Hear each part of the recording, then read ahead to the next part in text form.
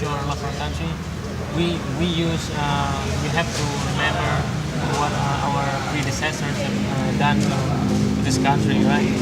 So we must reminisce about the historical backgrounds of our country that will arouse our awareness and our spirit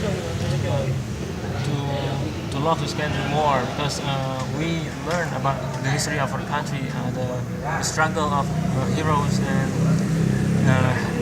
and heroines all over the country, and also the struggle of even people from Arabs come here and also fight struggle to defend the independence and the independence and the unity of this country.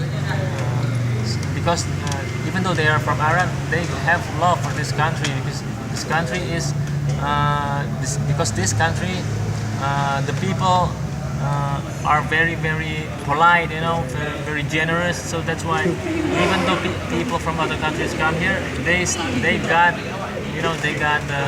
the sense feeling of love for this country, because this country, although a lot of people have different diverse backgrounds and cultures, languages, traditional languages, but this country or this archipelago is very, very unique in the world.